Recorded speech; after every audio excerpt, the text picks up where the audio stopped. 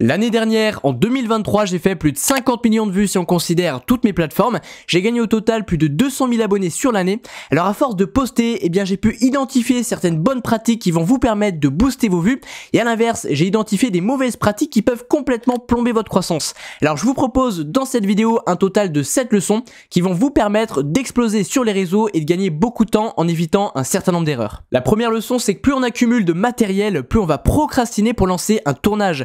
Je vois des tonnes de tout petits créateurs qui vont s'obstiner à avoir une qualité parfaite, un éclairage parfait, des caméras à 2000 balles, une qualité 8K, alors que tout ça c'est pas si important. Il y a évidemment un minimum de qualité à garantir, faut que vous soyez au moins en HD, c'est le grand minimum. Par contre, que vous soyez en Ultra HD ou en 4K, franchement ça va pas changer grand chose. Ce qui compte, c'est la qualité de votre script, c'est le choix de vos sujets, et donc c'est absolument pas primordial. Alors moi, ce que je me rends compte, c'est que plus on réduit la friction pour installer un setup, la friction qu'il y a entre le moment où on a l'idée de créer un contenu et le moment où on va vraiment être devant la caméra, autrement dit le temps d'installer son matériel, moins on va procrastiner et donc plus on va créer du contenu de façon stable et durable. Deuxième leçon, et ça très peu de créateurs comprennent ce que ça veut vraiment dire, mais quelqu'un qui aime votre contenu se voit recommander vos futurs contenus. Alors là, vous allez me dire que sur le papier ça paraît quand même assez évident et logique, mais laissez-moi vous donner un exemple qui va un petit peu vous éclaircir et vous montrer que c'est pas si intuitif que ça. On va prendre deux créateurs. Donc dans un premier cas, on a un créateur qui va poster 4 contenus dans le mois, donc plus ou moins un par semaine. Et second cas, on a un deuxième créateur qui va poster exactement les 4 mêmes contenus, mais en plus de ça, il va rajouter 2 contenus qui sont un petit peu moins bien, qu'il va faire à l'arrache sur un coup de tête parce qu'il avait envie de partager quelque chose à son audience. Et bien dans un cas, on a un créateur qui a fait les 4 mêmes contenus avec 2 contenus en plus, donc on pourrait penser que le fait qu'il produise plus de contenu va lui permettre d'avoir plus d'audience que le cas 1. Et bien je peux vous assurer que c'est pas le cas.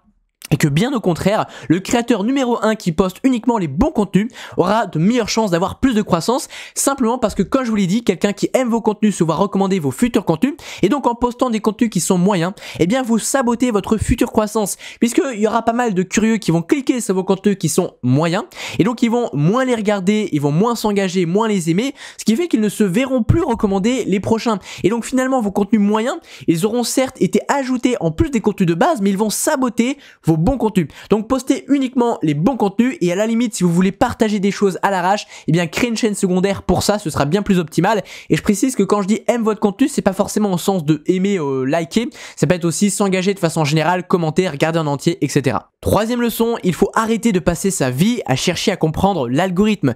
Les algorithmes des plateformes, ils font une chose simple, c'est montrer aux spectateurs les contenus qu'ils veulent voir pour les inciter à se reconnecter le plus possible sur les plateformes. Parce que c'est évident, plus les spectateurs se connectent, plus ils voient de pub, et donc plus ils voient de pub, plus ils rapportent de l'argent. Et ne l'oubliez pas, les plateformes ce sont des boîtes, et comme toute boîte, elles cherchent à faire du profit. Alors finalement, quand on réfléchit bien, au lieu de s'obstiner à comprendre l'algorithme, vous devriez plutôt passer du temps à comprendre votre audience. Parce que si vous comprenez votre audience, si vous leur montrez les contenus qu'elle veut voir, si vous leur montrez des contenus qui maintiennent vos spectateurs, l'algorithme vous mettra en avant parce que c'est dans son intérêt. Donc cherchez à comprendre votre audience précise, dressez un avatar de la personne à qui vous vous adressez et personnalisez-leur vos contenus, apprenez à la comprendre, discutez avec elle pour créer les bons contenus, et comme ça vous aurez compris l'algorithme.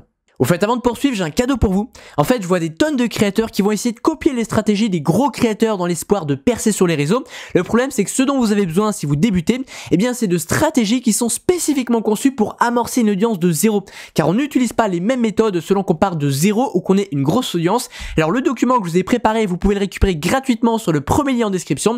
Et il regroupe un ensemble de stratégies qui vont vous permettre justement d'amorcer votre audience de zéro. Ensuite, la cinquième leçon, elle est vraiment game changer, en tout cas si vous cherchez à vivre de vos contenus, c'est que la taille de votre audience n'est pas du tout proportionnelle à votre niveau de revenu. Les contenus viraux qui font le plus de vues, ce sont rarement ces contenus-là qui vont apporter le plus de business. À titre personnel, sur mon compte Instagram notamment, j'ai des contenus qui ont fait des centaines de milliers, voire des millions de vues, et qui sont très loin de m'avoir rapporté autant que des petits contenus qui ont fait 5-10 000 vues. Tout simplement parce que mes contenus qui ont fait 5 ou 10 000 vues, ils s'adressaient à mon public cible, c'est-à-dire des gens qui étaient susceptibles d'être intéressés par mes produits, et donc je leur ai personnalisé mon discours, je les ai impactés, j'aurais réellement apporté de la valeur, et donc ça crée beaucoup plus de ventes que des contenus viraux qui vont toucher un public beaucoup plus large, avec finalement qu'une toute petite minorité de gens qui sont intéressés par vos produits. Et en plus de ça, même s'ils sont intéressés par vos produits, parce que ce serait, sur 1 million de vues, il y a forcément une petite catégorie de personnes qui sera intéressée par vos produits. Et l'erreur, ça serait de se dire, du coup, je suis gagnant parce que dans tous les cas, je touche autant de personnes intéressées et plus des gens un peu touristes, mais qui un jour ou l'autre peuvent finir clients.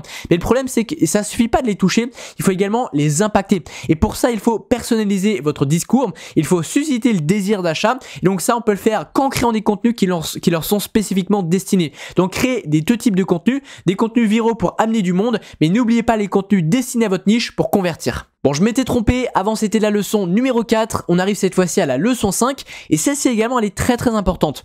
Au lieu de passer votre temps à chercher à trouver de nouvelles personnes, à faire grossir votre compteur d'abonnés, eh bien apprenez à fidéliser l'audience que vous avez déjà. Autrement dit, votre rétention d'audience, c'est-à-dire votre capacité à maintenir vos spectateurs pour qu'ils regardent régulièrement vos contenus pendant des mois, voire des années, eh bien ça c'est tout aussi important que l'acquisition d'une nouvelle audience.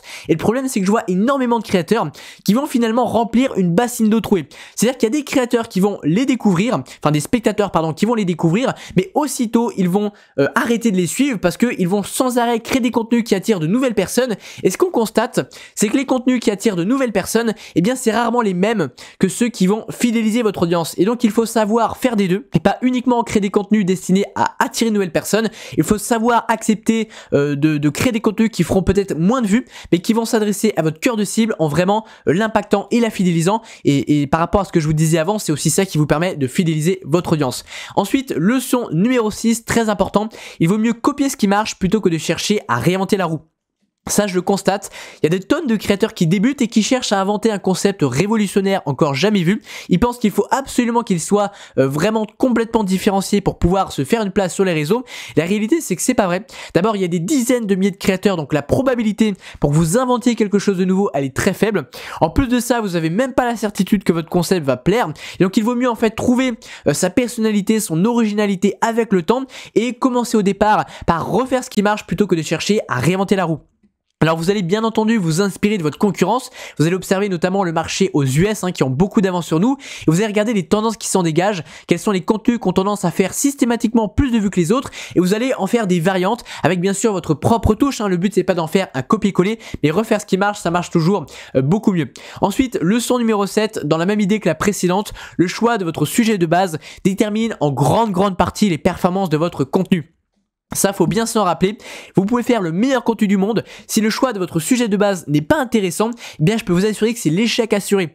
La création de contenu, c'est fourbe, c'est traître, parce que elle se fiche complètement de combien de temps vous passez à créer un contenu. Ça, les spectateurs ne le voient pas. La seule chose qu'ils voient, c'est le rendu. Et donc, passer 30 heures pour faire un documentaire sur les vers de terre, combien même il serait très pointu, très intéressant, ça fera pas de vue, parce que dans tous les cas, ça suscite pas de l'intérêt. Alors voilà, réfléchissez bien à ça, ayez une approche Pareto optimale, réfléchissez aux 20% de contenu qui apporte 80% des résultats et faites-les au max. Pour conclure, je vous invite à rejoindre plus de 6000 créateurs et entrepreneurs sur mon canal Telegram. Ça se passe sur le deuxième lien en description, c'est gratuit. Je vous partage chaque semaine mes meilleurs conseils et astuces pour vous aider à développer votre audience et la monétiser. Et moi, je vous dis à une prochaine. Ciao, ciao. Pensez au pouce bleu si ça vous a plu.